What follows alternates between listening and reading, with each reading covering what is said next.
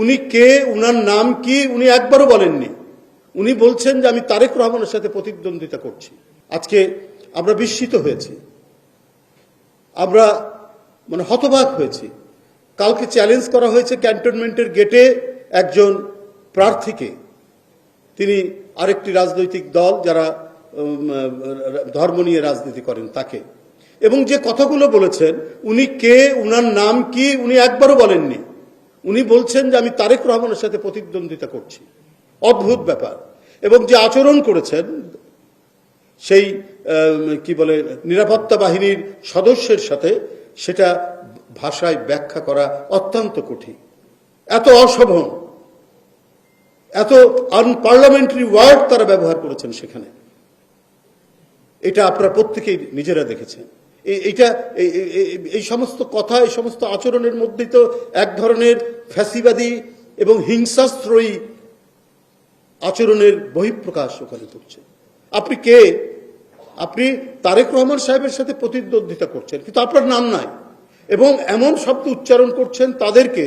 আমরা কিন্তু এই ফ্যাসিবাদের আমলে বলুন যে কোনো সময় আমরা বিশেষ করে নিরাপত্তা বাহিনী, সেনাবাহিনী সম্পর্কে আমরা কথা বলি না। কমপক্ষে একটা প্রতিষ্ঠানকে তো কমপক্ষে মর্যাদার জায়গায় রাখতে হবে, যারা স্বাধীনতা সার্বভৌমত্বের প্রতীক হিসাবে কাজ করে।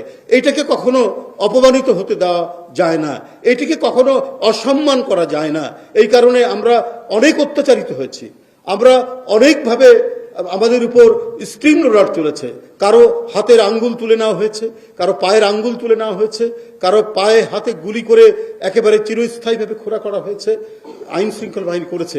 কিন্তু আমরা কমপক্ষে সেনাবাহিনীকে রেখেছিলাম সমস্ত সমালোচনার বাইরে, যে কমপক্ষে একটা প্রতিষ্ঠানকে আমাদেরকে মর্যাদা দিয়ে তাকে রক্ষা করতে হবে, কারণ এই দেশের সার্বভৌমত্ব এবং স্বাধীনতা তো আমাদের রক্ষার দরকার। কিন্তু কালকে যে অশোভন আচরণ, যে বিকৃত মানসিকতার সেখানে পরিচয় দেওয়া হয়েছে, এটা আমাদের প্রত্যেককেই ভাবিয়ে তুলেছে। ফ্যাসিবাদ কি আবার নতুনভাবে, নতুন কায়দায় ধর্মের নাম দিয়ে কোনোভাবে আত্মপ্রকাশ করতে যাচ্ছে কিনা, সেটা তো আরো ভয়াবহ হবে, সেটা আরো ভয়ঙ্কর হবে। এটা আমার মনে হয় আপনারা যারা সাংবাদিক ভাইরা আছেন, আপনারা প্রত্যেকেই বিষয়টা কালকে দেখেছেন। এবং আমার মনে হয়েছে যে 15 থেকে 20 বার তিনি বিএনপির চেয়ারম্যানের নাম বলেছেন, উচ্চারণ করেছেন, এবং তিনি বলেছেন যে তিনি তার সাথে প্রতিদ্বন্দ্বিতা করছেন। তাকে আপনারা এই করেন, আপনারা জিপ দিয়ে তার রাস্তা পরিষ্কার করেন, এটা কেউ বলতে পারে? কোন রাজনৈতিক কর্মী? আমরা তো এতদিন ছাত্র জীবন থেকে রাজনীতি করে আসছি, ইউনিভার্সিটির প্রতিনিধিত্ব করেছি, ছাত্রদের নিজের সংগঠনের সর্বোচ্চ দায়িত্ব পালন করেছি। আমরা তো আমাদের মুখ দিয়ে কোনোদিন বেরোতে পারিনি। অনেক সময় অনেক বিষয়ে আন্দোলনের সময় পুলিশের সাথে আমাদের কথা কাটাকাটি হচ্ছে, ঝগড়া হচ্ছে, কিন্তু এই ধরনের আনপার্লামেন্টারি ওয়ার্ড কোনোদিন আমরা সেই ধরনের ব্যবহার করিনি। আজকে নারীরা আপনার অপমানজনক কথার শিকার হচ্ছেন। আজকে নানাভাবে রাজনৈতিক প্রতিপক্ষকে সমালোচনা করারও একটা গণতান্ত্রিক স্ট্যান্ডার্ড আছে, পৃথিবীর সব দেশে আমরা দেখেছি। সেই স্ট্যান্ডার্ডগুলোকেও আজকে নষ্ট করে দেওয়া হচ্ছে। তাহলে এটা আবার কোন দিকে ধাবিত হচ্ছে?